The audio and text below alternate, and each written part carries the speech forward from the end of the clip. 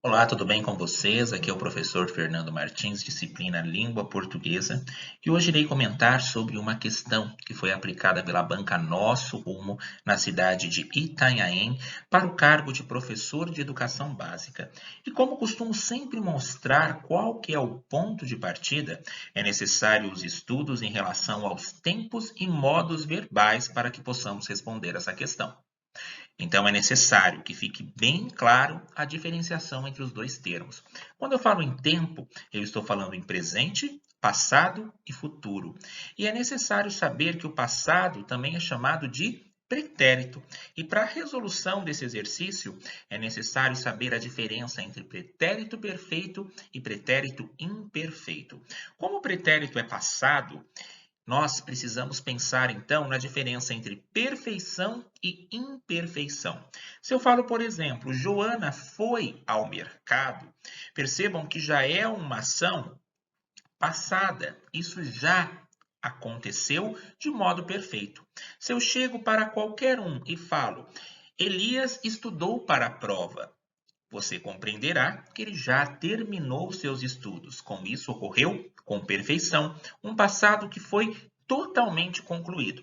Agora, se eu mudo e falo Elias estudava para a prova, vocês não terão a certeza absoluta se ele já terminou de estudar e se essa ação foi totalmente completada. Sendo assim, é um pretérito imperfeito. Então, tempos verbais, presente, passado e futuro. E em relação aos modos, é como o verbo ele irá se comportar. O verbo ele pode se comportar de quais modos? No modo indicativo, quando eu dou uma afirmação. Por exemplo, Elias estudou para a prova, e verifiquem que é uma afirmação, eu estou afirmando essa ação.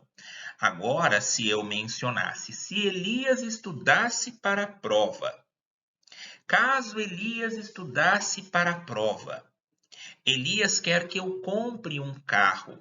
Então percebam que aí eu já tenho uma possibilidade. Este verbo então estará no modo subjuntivo. E por último, o modo imperativo, que eu costumo aí mencionar para os alunos, que é o modo verbal do imperador, aquele que manda. Por exemplo, Elias, estude para a prova. Joana, vá ao mercado. Então, há essas diferenciações entre modos e tempos verbais. Então, anotem aí esses detalhes e vamos então à questão. E temos que verificar aí os verbos, entender então os tempos e modos verbais para a compreensão da questão. E a questão traz os seguintes dados. A respeito dos verbos contidos na tirinha, assinale a alternativa correta. Vamos verificar então o diálogo aí entre os dois personagens, o Calvin, que é o menino, e Haroldo, que é o tigre. Começa da seguinte forma: dá uma olhada nesse desenho. Não é uma obra de arte? Lembram que eu mencionei em relação ao verbo no modo imperativo, aquele modo que expressa uma ordem? Ele chegou para o tigre, mostrou o desenho para ele e falou: dá uma olhada nesse desenho. Então, esse dá uma olhada nesse desenho vem do verbo dar, e aqui nós já podemos identificar o quê? Que há sim um verbo no modo imperativo afirmativo, não há nenhuma interrogação. Então, desta forma, dá uma olhada nesse desenho. Ele deu uma ordem ao tigre, que prontamente obedeceu, até mesmo porque ele mostrou o desenho. E notem aí que na alternativa D fala: há pelo menos um verbo no imperativo afirmativo? Sim, eu tenho um verbo no imperativo afirmativo. E notem bem, há pelo menos um verbo. Mesmo que tenha mais verbos no imperativo no texto, um já tem.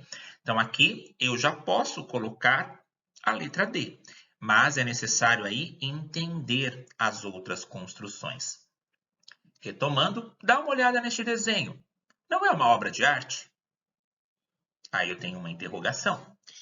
E percebam que o Calvin vai explanar o seguinte: você acredita que a professora não gostou dele?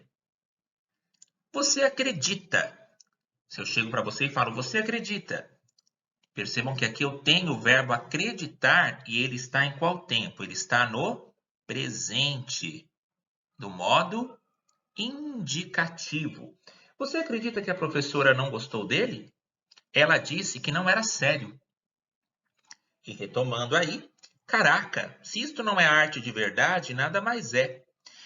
Quem foi que disse que a dona Ermengarda entende de estética? Tenho aí um outro verbo, que é o verbo dizer. Então vamos verificar em qual tempo, em qual modo que esse verbo foi colocado. Quem foi que disse que a dona Ermengarda entende de estética? Outra no presente, porque é como se o menino estivesse falando no presente, neste momento com o tigre. Quem foi que disse que a dona Ermengarda entende de estética? Esta é uma obra de arte poderosa e profunda. E continuando, o tigre responde: é um estegossauro num foguete espacial, não é? E o menino responde: tá vendo? Aqui eu tenho o tá, que é do verbo estar, e vendo, que é um verbo que está no gerúndio, que tem aquelas terminações ando, endo e indo. Você está vendo? Então aqui também tem o tempo presente. Você entendeu. E o entendeu aqui no final, eu posso colocar o pretérito perfeito naquela ação que já indica algo que foi totalmente completado, que já foi uma ação que já foi finalizada. Então, se ele fala para o tigre, você entendeu? Então, ele já está constatando que é uma ação passada que já foi compreendida pelo tigre. Então, diante disso, vamos olhar as demais alternativas. A letra A. Há pelo menos um verbo no futuro do pretérito do indicativo. O que é esse futuro do pretérito? Eu posso utilizá-lo como uma ideia condicional. Por exemplo, se ela me convidasse, eu iria à festa dela. Sempre vai trazer uma ideia de condição, o futuro do pretérito. Se eu tivesse esse livro, eu iria lê-lo. Então, notem que é uma condição de um futuro que não conseguiu ser completado por conta de alguma adversidade, por conta de alguma condição que o interrompeu de ser realizado. Eu não tenho nenhuma dessa estrutura verbal dentro dessa tirinha. Sendo assim, a letra A eu já posso excluir. A letra B. Não há verbos no pretérito perfeito do indicativo. Tem sim verbos no pretérito perfeito, que é aquele passado que foi totalmente concluído, como no último quadrinho na fala do Kelvin, em que ele menciona. Você entendeu? Então, notem que já é algo que ele concluiu, já faz parte de um passado totalmente completo.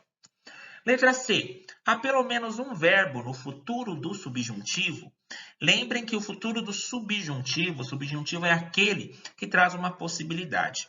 Eu posso utilizar, por exemplo, ela quer que eu compre, ela quer que eu faça, ela quer, mas será que eu fiz? Então é uma possibilidade, não há nenhuma dessas estruturas dentro da tirinha. Então a B e a C eu já excluo. Então vão percebendo a necessidade dessa compreensão que somente será possível realizar diante do entendimento dos tempos e dos modos do verbo.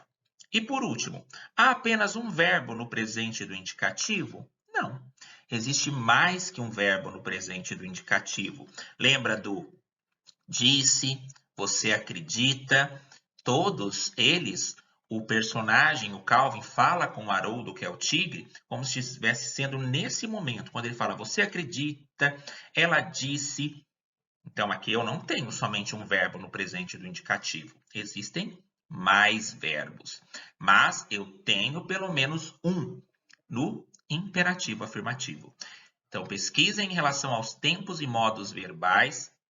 Gravem bem essas ideias dos modos indicativo, imperativo, subjuntivo e dos tempos verbais, gravando bem a ideia do pretérito perfeito, imperfeito, mais que perfeito, futuro do presente e futuro do pretérito.